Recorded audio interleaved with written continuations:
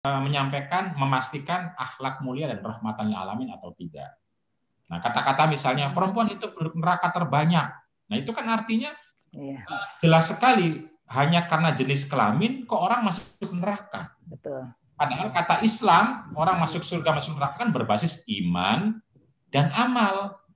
Dan tentu saja fadlun minallah atau anugerah dari Allah. Ini kan jelas gitu. Tapi kok ngomongnya jenis kelamin.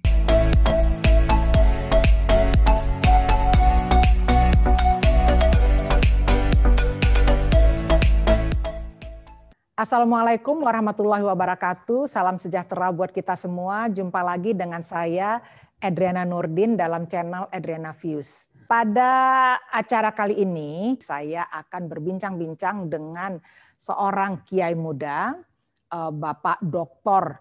Fakihuddin Abdul Qodir, melalui online atau daring. Bapak Dr. Fakihuddin Abdul Qodir adalah, atau biasa kita sebut, kalau orang, karena beliau adalah orang Cirebon, biasa disebut Kang Fakih. Tapi saya sering sekali menyebut beliau adalah Pak Kiai gitu ya. Karena beliau memang ahli ilmu Islam gitu ya. Karena pendidikan beliau juga S1 beliau itu menyelesaikan studinya di Universitas Damaskus, Syria. Kemudian beliau melanjutkan S2-nya di Universitas di Malaysia. Dan S3 beliau menyelesaikan di Universitas Gadjah Mada. Sekarang beliau yaitu pengajar di IAIN Syekh Nurjati dan juga di Institut Studi Islam Fahmina di Cirebon. Beliau juga adalah salah satu pendiri dari Fahmina Institute dan beliau fokus kajiannya tentang kajian-kajian gender, demokrasi, pluralisme dalam perspektif Islam. Kang Fakih atau Pak Kiai ini juga adalah penulis dari beberapa buku dan sekarang cukup tebal bukunya, itu adalah Qiraah Mubadalah. Itu juga merupakan buku yang selama ini saya ingin mendiskusikan dengan beliau. Jadi apa isinya, apa makna-makna dari ayat-ayat mubadalah dan juga bagaimana metodologi gitu ya terhadap ayat-ayat mubadalah tersebut dikaji orang. Dan beliau tentunya juga banyak sekali menulis di berbagai media. Dan yang menarik dari buku tersebut yaitu beliau mengatakan tentang sunnah monogami. Jadi nanti kita dengarkan saja. Assalamualaikum Pak Kiai. Waalaikumsalam warahmatullahi wabarakatuh. Senang sekali, alhamdulillah akhirnya saya bisa bisa mengundang Pak Kiai di channel Edriana Views. Pak Kiai ini sekarang baru saja menerbitkan sebuah buku yang berjudul Perempuan Bukan Sumber Fitnah. Nah, saya rasa mungkin ini yang lebih baik kita membahas buku yang terbaru. Tentunya nanti juga ayat-ayat mubadalah di buku Qiraah Mubadalah juga ingin kita bahas. Sekarang tolong ceritakan sedikit Pak Kiai tentang buku Perempuan Bukan Sumber Fitnah ini. Ini tentang apa ini sebetulnya? Ya, sebenarnya judul ini kan ada dalam kurungnya ya, Perempuan dalam kurung bukan sumber fitnah. Jadi ini buku tentang pemaknaan saya terhadap hadis-hadis yang biasanya digunakan oleh masyarakat secara umum, populer, untuk mendiskreditkan perempuan. Padahal hadis ini jika dibaca dengan menggunakan metode atau perspektif mubadalah, maka hadis ini sedang bicara tentang relasi. Dan karena relasi, maka tidak bisa dipojokkan salah satu, dia harus didudukkan dalam konteks relasi, sehingga dipahaminya dalam konteks relasi antara laki-laki dan perempuan, dan keduanya dipanggil sebagai subjek. Pada saat yang sama dalam relasi juga menjadi pihak yang berelasi. Jadi misalnya istilah perempuan sumber fitnah dalam judul itu. Sumber fitnah itu kan sering dibahasakan dalam masyarakat agama, misalnya perempuan itu fitnah atau sumber fitnah, menggoda. Istilah fitnah bukan istilah dalam KBBI ya, tapi istilah dalam bahasa agama. Ini adalah sumber godaan, menggiurkan, membuat orang bisa tergelincir dari jalan yang baik, yang lurus. Nah, itu seringkali disematkan kepada perempuan. Nah, padahal ketika kita ngomong perempuan sebagai sumber fitnah, itu hanya salah satu aspek dalam aspek relasi. Dalam aspek relasi. Karena aspek yang lain, perempuan juga sumber hikmah, sumber intelektual, sumber spiritual, sumber peran-peran sosial yang itu diakui dalam Islam, Quran maupun hadis. Jadi mengatakan perempuan hanya sebagai sumber fitnah itu tidak mubadalah karena tidak melihat aspek-aspek yang lain. Nah, karena itu saya katakan dalam kurung bukan. Jadi memang betul sumber fitnah, tapi bukan hanya sumber fitnah, tapi juga sumber hikmah, sumber spiritual, sumber dan lain-lain yang juga diakui dalam Quran maupun hadis. Pada saat yang sama juga yang menjadi sumber fitnah tidak hanya perempuan. Quran menegaskan seluruh kehidupan ini sumber fitnah. Harta fitnah, laki-laki fitnah, perempuan fitnah, tergantung siapa yang melihat dan kapan. Jadi karena itu memojokkan hanya perempuan sebagai fitnah, laki-laki seakan-akan bukan sumber fitnah, satu sisi yang lain seakan-akan perempuan itu cuma fitnah belaka, itu semua tidak islami dan tidak sesuai dengan tuntunan Quran maupun hadis. Itu persoalan medsos kali, media sosial yang pengen cepat tenar, cepat terkenal. Jadi yang dipojokkan lalu cuma perempuan gitu. Nah, itu kira-kira semangatnya ingin mengembalikan pemahaman itu pada pemahaman awalnya sebagaimana dalam semangat Quran dan hadis yang menempatkan laki-laki dan perempuan sebagai sama-sama hamba Allah, sama-sama khalifah Allah di muka bumi untuk melakukan segala kebaikan, kemuliaan, dan akhlak mulia. Itu kira-kira tentu saja banyak sekali isu-isu, tema-tema dalam buku itu. Pak Kiai, tadi dikatakan bahwa buku tersebut diilhami atau mengilhamkan makna dan metode mubadalah. Ini apa maksudnya makna dan metode mubadalah ini, Pak Kiai? Ya, itu tadi yang saya sampaikan tadi ya. Mubadalah itu artinya adalah kesalingan. Jadi dalam sebuah relasi itu kita harus meniscayakan dua belah pihak adalah sebagai subjek yang sama-sama bermartabat, artinya setara, sama-sama manusia mulia, bermartabat, satu. Yang kedua adalah relasinya harus berbasiskan keadilan. Adil artinya sama-sama bermartabat atau setara, lalu kemudian ketika salah satu punya kapasitas lebih, punya ilmu lebih, atau punya kemampuan lebih, atau punya peran sosial lebih, itu justru digunakan untuk memberdayakan yang dalam relasi itu, bukan untuk merendahkannya, agar supaya tetap bermartabat. Jadi bermartabat, adil, lalu yang ketiga adalah maslahat, bagaimana kedua belah pihak dalam relasinya itu memunculkan seluruh potensi yang dimilikinya agar kemaslahatan itu hadir untuk diri, keluarga, maupun masyarakat. Nah, ini perspektifnya. Nah, metodenya adalah lalu ketika kita membaca sebuah teks, misalnya teks Quran, hadis, atau teks hukum, maka jangan hanya melihat dalam konteks relasi, jangan hanya melihat terpaku kepada literal saja yang bisa jadi hanya ngomong kepada laki-laki atau hanya ngomong kepada perempuan. Karena perempuan dan laki-laki pada konteks relasi, dia lagi berelasi dengan yang lain, karena itu harus dipanggil kedua belah pihaknya agar menjadi subjek yang sama-sama memperoleh atau melakukan kebaikan yang ingin dihadirkan oleh teks dan juga tidak atau terhindar dari keburukan yang dilarang oleh teks, begitupun tidak melakukannya. Jadi dalam kata-kata sumber fitnah misalnya, apa problemnya? Problemnya itu kan menggoda, maka dua belah pihak tidak boleh menggoda, tidak hanya perempuan, laki-laki juga yang tebar pesona ya sama salahnya. Perempuan dibilang misalnya suaranya aurat. Apa arti suara aurat? Ya suara yang membuat orang lain berbuat dosa. Nah, laki-laki yang bersuara membuat orang berdosa juga aurat. Sama aja, yang mengajak korupsi, yang mengajak mencuri, yang mengajak berzina, sama suara laki-laki yang seperti itu adalah aurat. Ya, cuma suara laki-laki dibiarkan, suara perempuan ditutup. Nah, ini kan problem. Nah, harusnya diwaspadai bersama, tapi tidak ditutup keduanya, tapi dikelola agar jangan sampai potensi yang negatif itu destruktif, sebaliknya potensi positifnya yang kita kembangkan bersama. Jadi itu secara umum kira-kira metode dan perspektif mubadalah itu yang jika kita terapkan pada seluruh teks, ayat, Quran dan hadis, itu sesungguhnya kita membaca Quran dan hadisnya secara kohesif dan secara secara utuh, karena semua ayat kita hadirkan, bukan hanya satu dua yang itu biasanya penggalan saja dan terpisah dari pesan utama Islam sebagai rahmatan lil alamin dan sebagai akhlak mulia. Gitu kira-kira. Yang harus menjadi prinsip adalah ada ayat-ayat yang itu lebih komprehensif, misalnya dalam surat At-Taubah ayat 71 itu kan jelas sekali bicara tentang relasi laki-laki dan perempuan, bahwa wal mu'minuna wal mu'minatu ba'duhum awliya'u ba'din, bahwa mukmin laki-laki dan mukmin perempuan, relasi antara mereka itu adalah saling menolong, saling mitra, bermitra. Wali itu adalah penolong, mitra, bahkan memimpin jika mampu.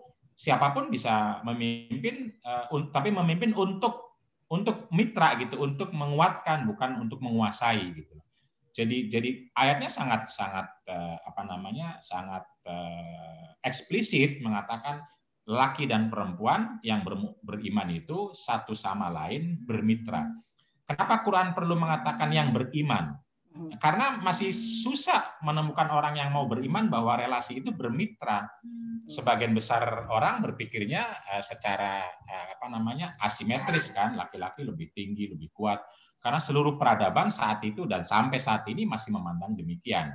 Nah, karena itu dipanggilnya adalah yang beriman, karena asumsinya kalau sudah beriman, kita tahu laki dan perempuan sama-sama hamba Allah. Nah, kalau sama-sama hamba Allah, harusnya yang Tuhan itu cuma Allah, yang lain sama-sama hamba, sesama hamba tidak bisa menuhankan yang lain atau menjadi Tuhan kepada yang lain. Nah, sehingga relasinya relasi sesama hamba, yaitu relasi mubadalah saya bilang, atau bahasa bahasa Quran dan hadisnya ukhuwah, bersaudara, bermitra, atau bahasa Quran ayat tadi wali, saling menolong, saling mendukung. Saling mendukung itu kan kedua belah pihak.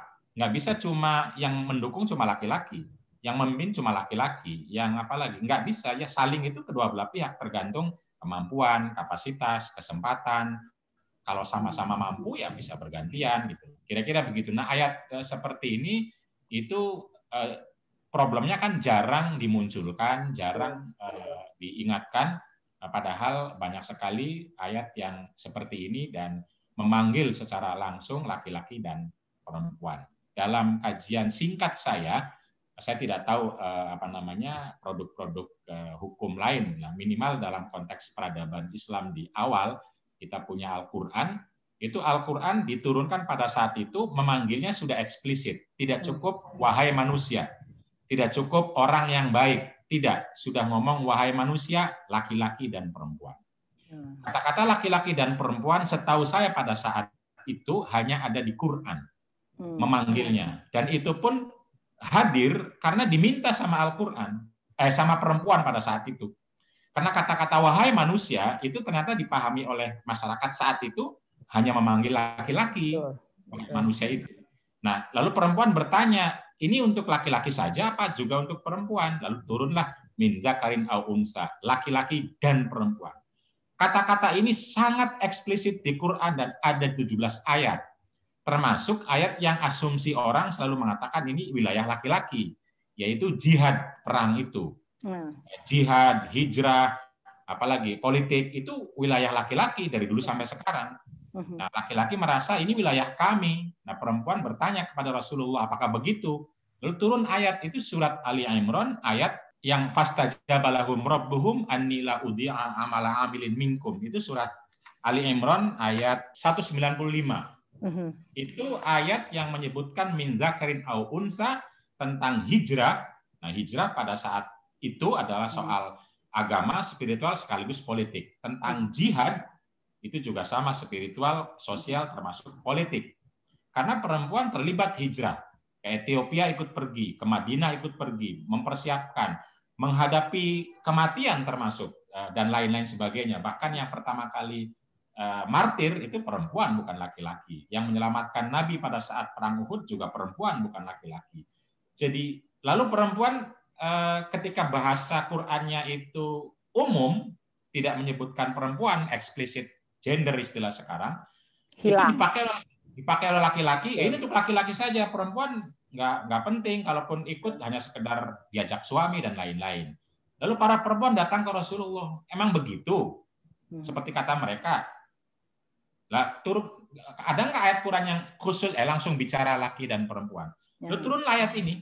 Fastajaba lahum, maka Allah menjawab lahum kepada para perempuan yang bertanya itu, annila udi'a amala amilin minkum, bahwa saya Allah tidak akan menyia-nyiakan seluruh peran, seluruh aktivitas, seluruh pekerjaan yang dilakukan oleh seseorang min zakarin au unsa, baik orang itu laki-laki maupun perempuan.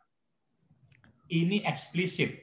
Dalam hal apa? Dalam hal hijrah, kata ayat, walladzina hajaru, dalam hal jihad, dalam hal amar ma'ruf. Amar ma'ruf kan sering diartikan politik sekarang. Juga sosial. Dalam hal nahi mungkar, laki perempuan dipanggil. Dalam hal mendirikan sholat. Mendirikan sholat tidak hanya sholat, mendirikan itu membangun fasilitas, membangun suasana, membangun kondisi. Dalam hal menunaikan zakat. Dalam hal semua yang terkait dengan ketaatan Allah kepada Rasulnya. Ayatnya sangat eksplisit. Tetapi ayat ini terlupakan, kita kenalnya hanya ayat An-Nisa ar-rijalu qawwamuna 'alan nisa. Nah, itu saya kira kita perlu mengenalkan kembali bahwa banyak sekali ayat-ayat mubadalah, jumlahnya kalau saya hitung dalam buku saya ada 17 paling tidak. Itu harusnya menjadi prinsip. Nah, sementara ayat ar-rijalu qawwamuna 'alan nisa itu cuma satu, Mbak. Cuma satu ayatnya itu. Nah, harusnya ayat yang satu ini masuk sebagai penjelasan, bukan dia yang utama gitu, sebagai penjelasan terhadap relasi yang mubadalah, yang simetris, yang partnership, yang partnership. Itu dalam tafsir, dalam kitab, dalam buku saya Qiraah Mubadalah. Nah, Pak Kiai, sebetulnya bagaimana kita bisa menerapkan gitu ya, menerapkan ayat-ayat mubadalah ini dalam kehidupan sehari-hari, dalam pertentangan ayat yang dipakai oleh orang-orang selama ini? Ya, sebenarnya sih kalau kita merujuknya kepada kajian Islam ya, bukan yang populer di media sosial, saya kira kita punya banyak rujukan, laki maupun perempuan, seperti Pak Quraish Shihab, seperti Gus Mus, seperti Gus Dur, atau ya ulama-ulama besar terkenal di Azhar, itu cukup rujukannya. Nah, problemnya kan kita merujuknya kepada media sosial, kepada orang-orang yang dianggap ustadz-ustadzah yang terkenal secara populer gitu loh. Itu problem, di antara problem tentu saja ya.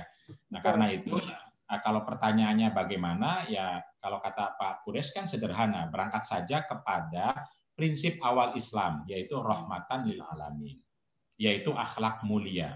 Rahmatan lil alamin artinya ya menghadirkan kerahmatan kepada siapa? Kepada alamin. Alamin itu kan semua alam, semua makhluk.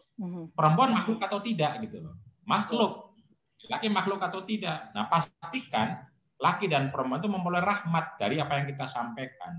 Jadi kalau tafsir kita ternyata tidak memberikan rahmat, itu problemnya bukan di Islam tapi di kita. Di tafsir kita, di suara kita, di mulut kita. Betul. Tafsir kita membuat orang berakhlak mulia nggak kepada perempuan? Mendiskreditkan tidak, melecehkan tidak. Nah, kalau tafsir yang mendiskreditkan, itu problemnya bukan di hadis, bukan di Quran, tetapi di orang yang menafsirkannya. Dia tidak membawa akhlak mulia yang dibawa oleh Nabi Muhammad SAW. Jadi secara sederhana kalau mau dipraktekkan adalah tadi ketika kita bersuara menyuarakan itu kita sedang kelihatan nggak menyampaikan, memastikan akhlak mulia dan rahmatan lil alamin atau tidak. Nah, kata-kata misalnya perempuan itu penduduk neraka terbanyak. Nah, itu kan artinya jelas sekali hanya karena jenis kelamin kok orang masuk neraka. Betul. Padahal kata Islam, orang masuk surga, masuk neraka kan berbasis iman dan amal. Dan tentu saja fadlun minallah atau anugerah dari Allah. Ini kan jelas gitu. Tapi kok ngomongnya jenis kelamin? Nah, padahal banyak hadis mengatakan ya orang mulia bukan karena jenis kelamin, bukan karena fisik, bukan karena ras. Banyak. Kok kita berani berserama seperti itu misalnya ya. Pak Kiai, pakai orang kan ada hal-hal yang spesifik yang selalu dipakai orang berkali-kali untuk membatasi gerak perempuan. Pertama yaitu tentang kepemimpinan perempuan, umpamanya gitu ya. Tadi Pak Kiai kan juga mengatakan bahwa ayat-ayat mubadalah ini juga memperjelas relasi baik dalam sosial, pribadi dan juga di ranah politik. Nah ini gimana soal penjelasan tentang perempuan menjadi pemimpin ini Pak Kiai? Kan orang selalu mengatakan, oh nggak bisa karena perempuan aja nggak bisa menjadi imam sholat. Lah kan kok beda gitu loh. Tidak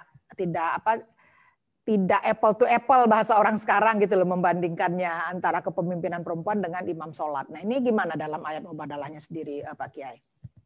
Ya, sebenarnya kepemimpinan itu kan soal sosial ya, soal sejauh mana masyarakat itu menerima dan memerlukan seseorang yang dianggap mampu untuk mengelola komunitas atau organisasi atau lembaga atau pemerintah gitu kira-kira.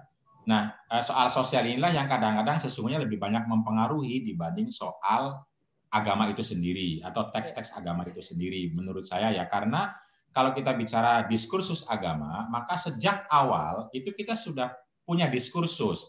Dalam arti perdebatan, oke lah. Tapi masih sudah sejak awal, Sayyidah Aisyah itu istri Nabi itu jadi panglima perang kan, memimpin seluruh seluruh ulama laki-laki, sahabat laki-laki itu kan nyata.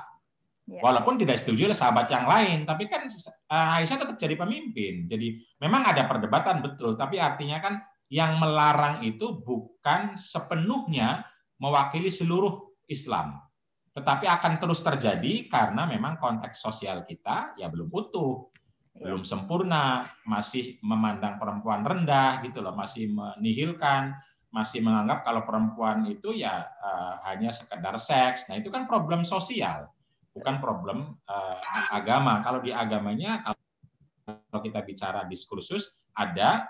Kalau kita bicara substansi, prinsip-prinsip, ayat-ayat yang kita di Quran punya contoh tentang ayat yang memuliakan Ratu Balqis. Ratu Balqis kan perempuan, misalnya gitu loh. Jadi saya kira kita punya banyak, atau kita juga punya doa yang dibaca oleh seluruh perempuan. Itu kalau dipahami doanya itu minta menjadi imam loh. Mungkin Mbak Nana sering berdoa. Rabbana hablana min azwajina qurrata a'yunin waj'a min azwajina wa dzurriyyatina qurrata a'yunin waj'alna lil muttaqina imama. Imama itu imam. Imam itu pemimpin, yang berdoa itu perempuan. Artinya Rabbana wahai Tuhan kami, kalau yang berdoa perempuan, dan perempuan banyak yang berdoa dimanapun. Rabbana wahai Tuhan kami, ij'alna, jadikan kami lil muttaqina, kepada orang-orang yang bertakwa, imaman, menjadi imam. Quran sendiri sudah mengajarkan kita semua, laki-laki dan perempuan, untuk berdoa seperti itu, bahwa menjadi imam itu jangan takut. Itulah kira-kira. Tapi kan saya nggak tahu ketika perempuan berdoa, apa yang terpikir, atau cuma ngerti bahasa Arabnya saya, tapi nggak ngerti artinya. Kalau ngerti artinya kan, dia sudah meminta menjadi imam. Kepada siapa? Kepada orang bertakwa. Tapi tentu saja tidak mudah, karena konteks sosialnya tantangannya lebih sulit dan lain sebagainya. Tapi motivasi, spirit, apalagi ya teks-teks yang utama, yang prinsip, menurut saya kita ketemu tokoh-tokoh, misalnya Syajaratul Dur di Mesir, atau Ratu Sima di Jawa Tengah, atau di Aceh itu yang mendirikan, yang punya kanun di awal itu empat ratu-ratunya kan perempuan misalnya ya. Dan itu pada saat itu justru Islam berkembang kuat. Kita punya Syiah Kuala, kita punya Araniri, itu ulama-ulama yang justru ratunya perempuan loh, ketika dia punya kitab-kitab besar dan sekarang terkenal itu, bukan pada saat ratunya laki-laki misalnya. Artinya contohnya ada, diakui sama laki-laki, tapi tentu sampai kapanpun sepertinya kepemimpinan perempuan akan terus dipertanyakan karena konstruksi sosial kita masih belum siap, masih timpang, masih belum utuh. Betul. Jadi memang ini kan sesuatu yang yang betul-betul membuka mata kita gitu ya, tentang bagaimana Al-Quran atau Allah sendiri memperlakukan umatnya dengan setara. Tapi kan ada juga yang sekarang yang dipopulerkan orang adalah perempuan itu hiasan bagi laki-laki. Ya kan, indahnya perempuan itu yaitu dia hanya menjadi hiasan bagi laki-laki. Itu apa sebetulnya makna dari kalimat? Nah, itu yang saya bilang, kita perlu memahaminya secara mubadalah. Nah, itu kan dia ngomongnya kepada laki-laki. Nabi Muhammad ngomong begitu kepada laki-laki yang pada saat itu dia sedih. Sedih karena nggak punya harta. Sementara orang lain punya harta saat itu. Lalu bisa kata Nabi, ya sudah, kamu nggak usah sedih dengan harta, Anda kan bisa beribadah, punya waktu lebih banyak untuk ibadah. Ternyata orang kayanya juga ikut ibadah, lalu sedih lagi, ini sama aja dong. Mereka juga beribadah, mereka juga bahkan mereka lebih. Kata Nabi, kamu punya istri nggak? Punya. Ya sudah, itu harta terindah kamu, itu hiasan terindah kamu gitu. Nah ini kan dalam konteks relasi ngomongnya itu. Nah kalau kita ngomongnya ke perempuan, kan ngomongnya Mbak Nana, hiasan terindah Anda ya suami Anda. Masa istri Anda ngomongnya? Nah ini kan harus dipahami relasinya, jangan dipotong lalu seakan-akan perempuan itu cuma hiasan. Bukan begitu, karena perempuan adalah manusia yang juga dipanggil oleh Quran untuk seluruh kerjaan khalifah di muka bumi ini. Dan prakteknya memang begitu, perempuan tidak hanya hiasan. Nah, perempuan hiasan itu pada relasinya dengan kebutuhan laki-laki. Nah, hal yang sama nanti laki-laki juga ya hiasan bagi perempuan. Ada nggak hadisnya? Ada, cuma tidak dengan kata-kata hiasan memang gitu loh. Perempuan hiasan atau hiasan dunia. Hiasan dunia bagi laki-laki gitu loh. Nanti laki-laki hiasan dunia bagi perempuan dalam konteks relasi suami istri. Yang intinya adalah, wahai laki-laki, kamu jangan sedih terus, kamu jangan susah terus, hanya karena tidak punya apa-apa. Kamu punya sesuatu yang paling indah di dunia ini, yaitu istrimu. Nah, ketika ketemu istri juga kan sama, kamu jangan mudah sedih, dan lain-lain lah, karena kamu punya suami. Nah, ini kan soal sesungguhnya bagaimana Nabi memotivasi orang agar ketika hidup itu jangan pesimis terus gitu loh, karena sesungguhnya kita punya banyak modal untuk bahagia. Nah, mubadalah itu juga bagaimana kita mengembangkan seluruh potensi-potensi yang ada agar kita bisa bahagia dan membahagiakan dalam konteks relasi. Pak Kiai, sekarang ini konteksnya dengan poligami nih. Jadi orang selalu mengatakan bagi perempuan yang beriman, dia akan mengizinkan suaminya untuk menikah lagi gitu ya. Jadi yang dititik beratkan di sini adalah keikhlasan si perempuan untuk merelakan suaminya berpoligami. Nah ini sebetulnya apakah memang ditujukan kepada perempuan? Jadi seolah-olah kalau perempuan yang tidak ikhlas, tidak beriman, tidak mengizinkan, atau memang itu sebetulnya adalah persoalannya di laki-laki? Jadi kan akhirnya kan kok dibalik seolah-olah di perempuannya sekarang yang jadi masalah.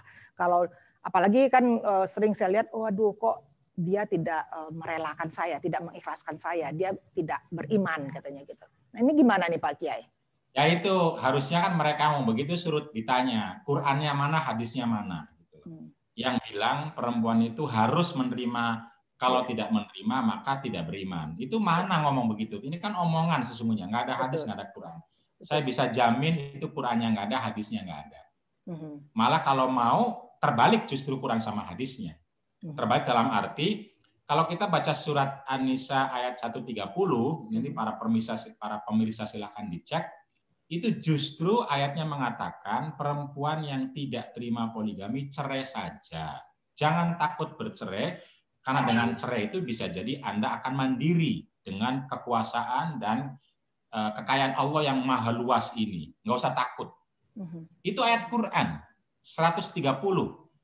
Sudah dibahas oleh Pak Quraisyab, tapi nggak ada yang dengar. Tapi kan katanya juga Pak Kiai bahwa perceraian itu adalah perbuatan yang tidak disukai oleh Allah kan? Ya, perceraian itu tidak disukai oleh Allah untuk laki-laki dan perempuan, tidak hanya untuk perempuan. Betul. Tetapi ketika perceraian itu solusi bagi sebuah relasi yang tidak sehat, itu adalah jalan keluar justru. Nah, itu kan ceraian yang tidak, istilahnya itu orang yang mau mencoba-coba terus, bukan mau menata kehidupan gitu loh. Nah itu dibenci dalam hadis ya, bukan Quran itu tuh, abghadul halal ya indallahi at-thalaq. Jadi memang prinsip utamanya dalam pernikahan itu adalah harus dikuatkan, bukan dicerai-beraikan. Harus dikuatkan tentu dengan nilai-nilai. Apa nilai-nilainya? Dalam Al-Quran disebutkan ada 5 nilai yang harus dikuatkan bersama oleh laki dan perempuan. Yang pertama, sadari wahai suami dan istri, ikatan pernikahan itu harus selalu dikokohkan. Mitsaqon ghalidhon. Ini ayat Quran juga. Lalu kemudian sadari bahwa kedua belah pihak adalah zauj atau zawaj, mitra. Bahasa Quran tidak pernah menggunakan bahasa imam. Bahwa suami itu imam istri, nggak pernah. Bahasa Quran adalah zauj. Zauj itu artinya mitra. Seluruh bahasa Arab, zauj itu mitra artinya. Mungkin bahasa Jawa agak dekat garwo, kalaupun itu nggak pas ya. Si gareng jiwo atau apa. Pokoknya mitra. Jadi garwo itu ya laki perempuan garwo. Quran juga lelaki zaujun, perempuan zaujun. Jadi bukan suami istri. Kalau bahasanya kan suami istri beda. Tetapi kalau bahasa Quran, mau laki mau perempuan satu kata, katanya sama, zaujun. Mungkin bahasa Jawa garwo, itu pas sekali garwo. Atau bahasa Indonesia pasangan. Pasangan kan bisa laki, bisa perempuan. Nah, bahasa Quran zaujun, bisa laki, bisa perempuan. Ini bahasa Al-Quran. Cuma menjadi bahasa Arab sehari-hari beda. Menjadi terjemahan Indonesia beda, suami atau istri. Nah, bahasa Quran zaujun. Zaujun artinya pasangan. Jadi prinsip pertama ikatan yang kokoh, prinsip yang kedua adalah berpasangan, prinsip yang ketiga adalah muasyarah bil ma'ruf, saling memperlakukan secara baik. Prinsip yang keempat adalah musyawarah, tasyawurin, itu semua tentang suami istri, Mbak. Dan eksplisit ayatnya itu, bukan tentang yang lain. Prinsip yang terakhir adalah tarodin. Tarodin itu saling ridho satu sama lain, saling rela. Tetapi yang berkembang cuma ridho suami, ridho istri tidak ada. Betul. Padahal Qur'annya saling ridho. Nah, kalau ini menjadi prinsip, maksud saya, maka dalam konteks cerai maupun poligami, pertanyaannya adalah sejauh mana pernikahan, perceraian atau poligami itu merepresentasikan prinsip-prinsip itu. Nah, kalau tidak, maka tentu saja, terutama ketika terjadi kekerasan, maka ya perempuan punya hak untuk bercerai. Di fikih mengatakan bisa wajib bahkan kalau itu merupakan satu-satunya cara yang membuat perempuan terbebas dari kezaliman. Hadisnya banyak itu tuh Mbak. Contohnya hadis khulu, hadis tentang perempuan yang tidak mencintai suaminya, lalu dia merasa takut kalau tidak mencintai maka akan berbuat salah. Itu lapor ke Nabi. Kata Nabi ya sudah, kalau daripada hidup dalam sengsara pisah saja. Yang disebut bercerai itu ketika dia belum berusaha untuk menguatkan, dia belum berusaha untuk memperbaiki dan lain sebagainya, dikit-dikit cerai, kawin lagi cerai lagi, gitu kira-kira. Nah itu yang dibenci oleh Allah. Ya sebenarnya kalau kata-kata imam tidak ada di Quran maupun hadis, nggak ada.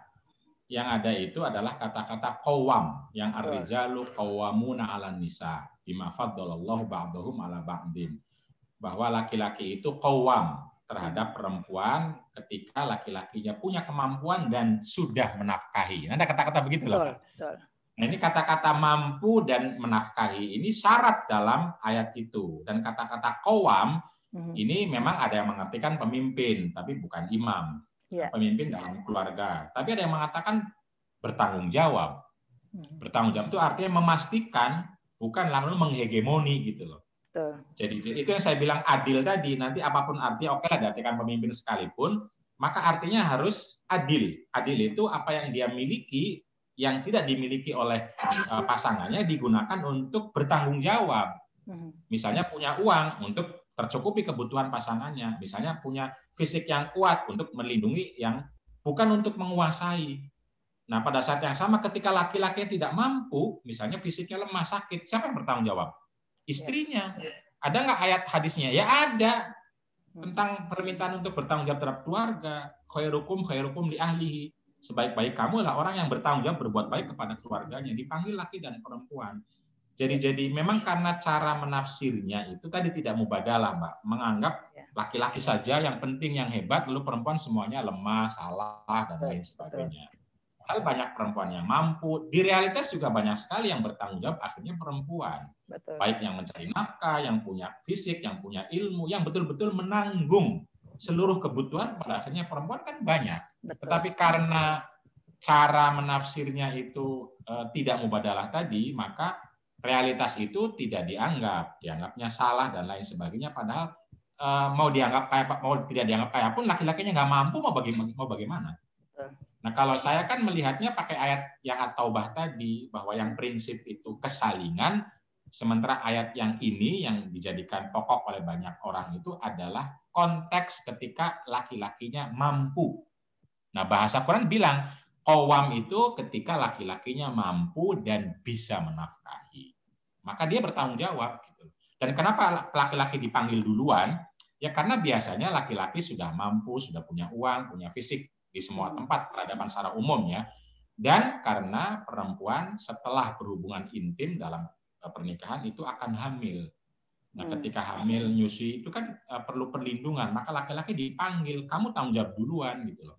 Itu konteksnya itu, bukan berarti lalu perempuan tidak bertanggung jawab atau lalu dia menjadi pemimpin yang hegemonik yang seenaknya, apalagi dibilang dosa-dosa kunci surga, itu malah nggak ada Quran, nggak ada hadisnya, nggak ada. Iya betul. Jadi saya juga menghimbau kita semua, marilah kita sama-sama membaca buku Qiraah Mubadalah dan juga buku yang terbaru dari Pak Kiai yaitu Perempuan dalam tanda petik bukan sumber fitnah. Karena selama ini memang selalu dikatakan atau diyakini oleh banyak orang perempuan itu adalah sumber fitnah. Makanya yang harus dikurung, yang harus dikerangkeng, yang harus dipakaikan dengan pakaian yang tertentu itu adalah perempuan. Karena perempuanlah yang menggoda iman laki-laki. Sementara yang pelaku kekerasannya tidak dikurung, tidak dilekatkan nilai-nilai tertentu, yang dilekatkan nilai-nilai tertentu terhadap perempuan. Oke Pak Kiai, ada lagi yang ingin disampaikan? Ya saya berharap kita semua dalam beragama itu kembali kepada visi yang telah ditegaskan oleh Al-Quran yang saya bilang rahmatan lil alamin tadi, wa ma arsalnaka illa rahmatan lil alamin, bahwa kehadiran Islam, kehadiran Quran, kehadiran Nabi Muhammad adalah memang untuk memastikan kehidupan kita ini penuh dengan kasih sayang. Begitupun Nabi Muhammad dalam berbagai hadisnya mengatakan saya atau kami itu diutus, kata Nabi, untuk membawa dan menyempurnakan akhlak mulia. Karena itu mari dalam berelasi dengan siapapun, laki-laki kepada perempuan, perempuan kepada laki-laki, orang tua kepada anak, anak kepada orang tua, rakyat kepada negara atau pemerintah, pemerintah kepada negara, dan dalam persahabatan, dalam relasi apapun, utamakan rahmatan lil alamin dan akhlak mulia.